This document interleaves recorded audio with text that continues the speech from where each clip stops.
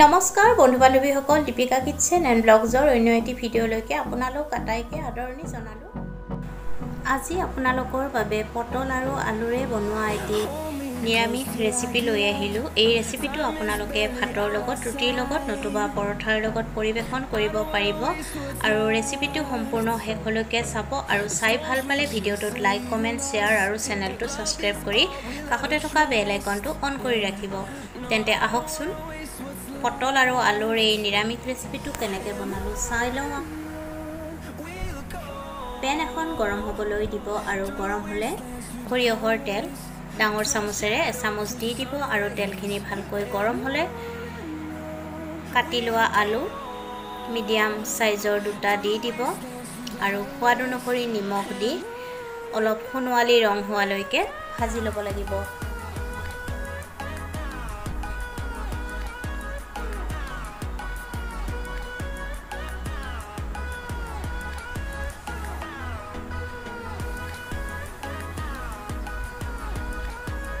এতিয়া আলুখিনি এখন থালত উলিয়াই ৰাখিব।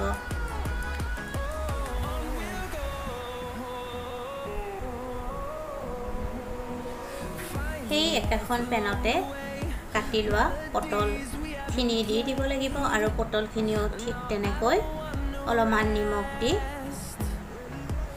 ভাজি ল'ব লাগিব।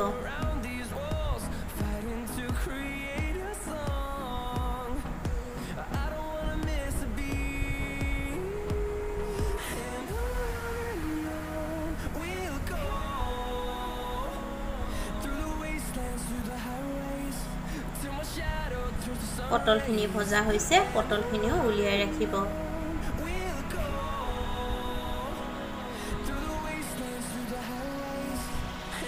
পুনৰ অলপমান সৰিয়হৰ তেল দি দিব আৰু তেলখিনি ভালকৈ গৰম হ'লে তাত অলপমান চেনি দি দিব আৰু আধা চামুচ গোটা জিৰা দি দিব লাগিব আৰু তাৰপিছত 30 ছেকেণ্ড সময় ভাজি ল'ব লাগিব।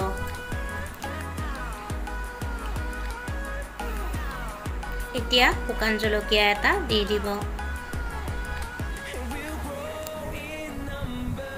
এতিয়া ৰুকি লোৱা আদা আধা চামুচ দি দিব আৰু আদাখিনি দিয়াৰ পিছতো অলপ সময় ভাজি ল'ব লাগিব। এতিয়া কাটি লোৱা বিলাহী এফাল দি দিব আৰু বিলাহীখিনি দিয়াৰ পিছতো অলপ সময় ভাজি ল'ব।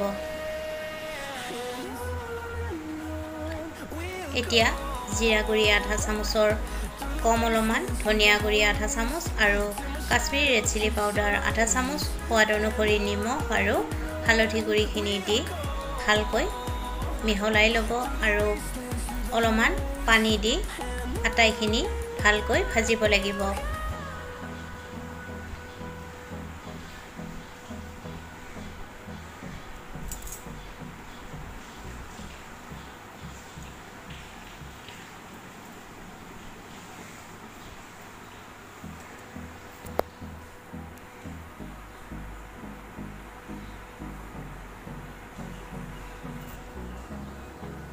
বিলাহীখিনি যেতিয়া গলি যাব তেতিয়া ভাজি ৰখা আলু আৰু পটলখিনি দি দিব লাগিব আৰু তাৰপিছত মছলাৰ সৈতে কমেও 5 মিনিটমান সময় ভাজিব লাগিব।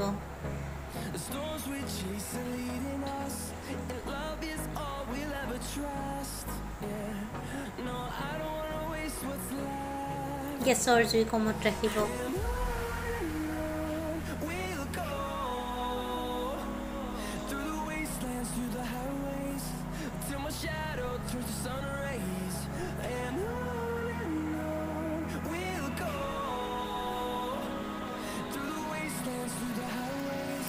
পাঁচ মিনিট ভজাৰ পিছত তাত আধা কাপ পানী দি দিব আৰু পানীখিনি দিয়াৰ পিছত ভালকৈ মিহলাই ল'ব।